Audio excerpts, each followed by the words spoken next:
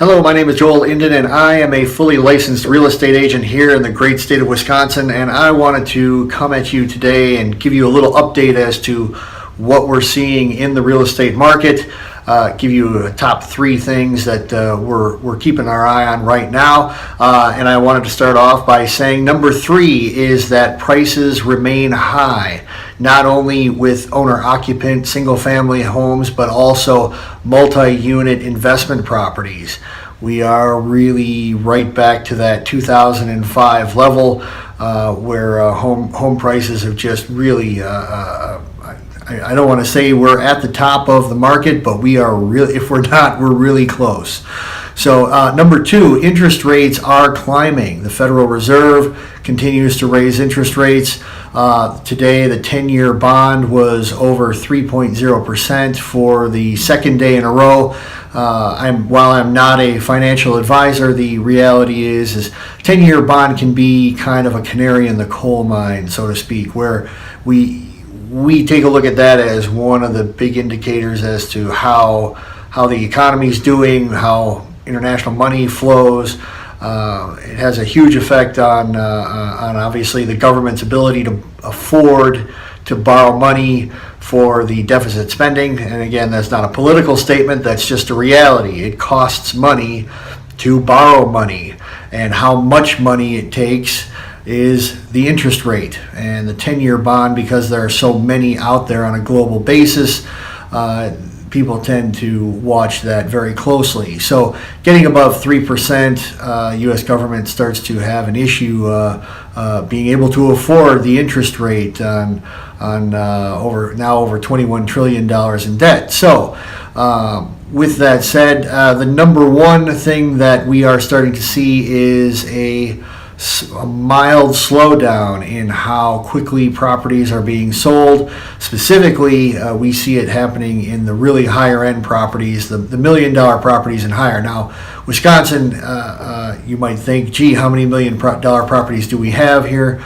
Well, we actually have quite a number, but a $1 million, $2 million property here might be $10 or $20 million on one of the two coasts, given the size of the lot of land and the square footage of the home here compared to the exact same type of home and size of lot out on one of the two coasts.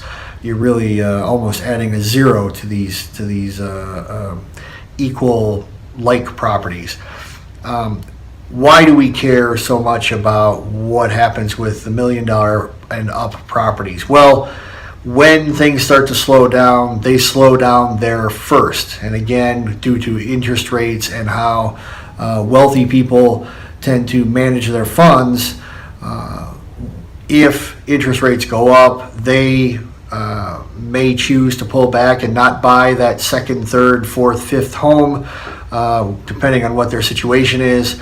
All of a sudden, that begins to trickle down because all the people who work on those homes, the electricians, the plumbers, etc., the myriad of people who help maintain these homes, the real estate agents who list them and help buy them, these things all begin to slow down. Well, that means all of those people's income begins to slow down. And so right now, I should say about 3 weeks ago, I wound up speaking with a higher end agent out in the state of Hawaii.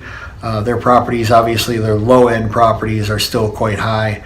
And she said that they are noticing a significant slowdown in the sales of these higher end properties because international investors are not coming to Hawaii in the droves that they were just even 8 weeks ago, 10 weeks ago, 12 weeks ago.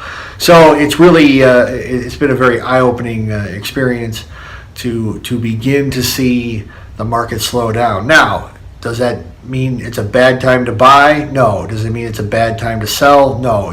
Every person has to deal with their own individual situation, and you should make the best decision for you and your family and your situation.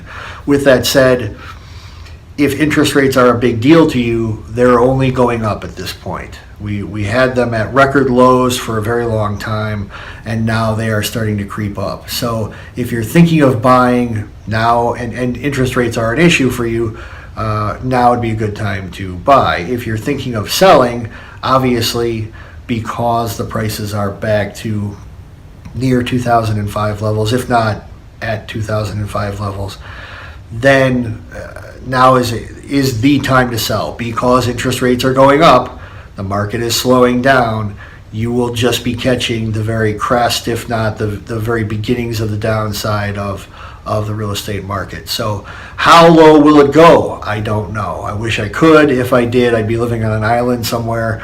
But with that said, even if it plateaued for a period of time that could be 6 months, a year, 2 years, it just plateaus and it stays where it's at, eventually it will come down. It can't. What goes up must come down. So you will never be able to guess the exact top of a market. It's just absolutely impossible. People have gone, very wealthy people have gone completely broke trying to guess the exact top of a market, whether it be stocks, bonds, precious metals, real estate, or currency. Doesn't matter. The reality is when you see it near or at a record high, chances are it's not a bad time to take some sort of action, whatever is good for your particular situation. So with that said, thank you very much. You know what to do. Like and share, and shoot me a question if you have one. I would appreciate it. It'll be great to collect your ideas as to what I can do in the future for future videos, and be able to answer your questions and hopefully bring some light to what can be a rather confusing process. Thanks a lot. Bye.